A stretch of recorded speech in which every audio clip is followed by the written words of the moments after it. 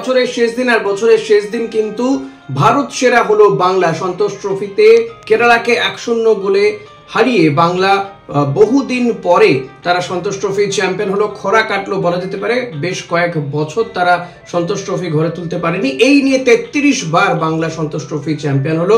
খুব স্বাভাবিকভাবেই সঞ্জয় সেনের বোধহয় আজকে বাঁধ ভাঙা উচ্ছ্বাস, সেটা দেখাও গিয়েছে। ম্যাচের শেষে তিনি রবি হাসদাদের একেবারে জড়িয়ে ধরেছিলেন। সঞ্জয় সেন কিন্তু বারবার বলছিলেন যে শেষ ম্যাচটা যদি জিততে তারা না পারেন, অর্থাৎ ফাইনালটা যদি জিততে না পারেন, তাহলে কিন্তু এই এত দিনের পরিশ্রম কিন্তু তাদের বৃথা যাবে। কিন্তু সঞ্জয় সেনের ছেলেরা প্রমাণ করলেন যে তাদের পরিশ্রম বৃথা যায়নি।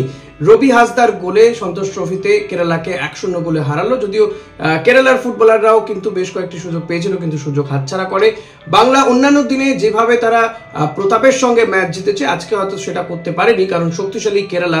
এর আগে বহুবার তারা কেরালার কাছে হেরে গিয়েছে সন্তোষ ট্রফিতে, কেরালাকে হারাতে পারেনি। কিন্তু আজকে কিন্তু বাংলা প্রতিশোধ নিল বলা যেতে পারে, এবং এই নিয়ে 33 বার চ্যাম্পিয়ন হলো। দীর্ঘ কয়েক বছরে খরা কাটলো। 8 বছর ধরে বাংলা সন্তোষ ট্রফি ঘরে তুলতে পারেনি।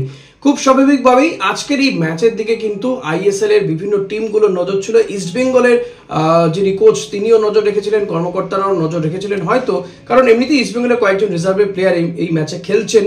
বাংলা টিমে শুধু নয়, এমনকি কেরালাতেও বেশ কয়েকজন প্লেয়ার রয়েছেন। মোট 5 জন কেরালাতে রয়েছেন যারা ইস্টবেঙ্গলের কলকাতা লিগের ম্যাচে তারা ফুল ফুটিয়েছিলেন মাঠে। কিন্তু তাদের দিকে যেমন নজর ছিল, বাংলা টিমের প্লেয়ারদের দিকেও নজর ছিল।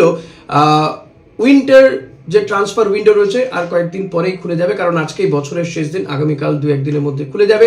এই মুহূর্তে দেখা যাক যে বাংলার কোন প্লেয়ারদেরকে ইস্টবেঙ্গল বা অন্যান্য টিমগুলো, আইএসএল এর টিমগুলো নেয়। আমার তো মনে হয় রবি হাসদা মতন প্লেয়ারকে অতি অবশ্যই নেওয়া উচিত, কারণ আজকের গোল করে রবি হাসদা এবারের এই টুর্নামেন্টে 12টি গোল করে ফেললো, যা মোহাম্মদ হাবিবের করা সর্বোচ্চ 11টি গোলের রেকর্ডকে ভেঙে দিল। এর আগের ম্যাচে সেমিফাইনালে জোড়া গোল করে স্পর্শ করেছিল সেই রেকর্ড, কিন্তু আজকে সেই রেকর্ড পেরিয়ে গিয়ে 12টি গোলের রেকর্ড তিনি করলেন। নতুন ইতিহাস সৃষ্টি করলেন রবি হাসদার মতন প্লেয়ার। এবং খুব স্বাভাবিকভাবেই যে গোলটা তিনি করেছেন, গোল করার পরে তিনি জার্সি খুলে সেই গোলকে উপভোগ করলেন, শুভেচ্ছা বিনিময় করলেন দর্শকদের সঙ্গে, সেলিব্রেট করলেন তিনি। আজকের দিনটা সেলিব্রেট করার জন্য আরো বড় দিন তৈরি করে দিলেন বাংলার মানুষের জন্য রবি হাসদা, সঞ্জয় সেনরা। কারণ আজকের এই জয় বাংলাকে ভারত সেরাই শুধু করলো না, বছরের শেষ দিনে এই জয় বাংলার কাছে নতুন উপহার বয়ে নিয়ে এলো।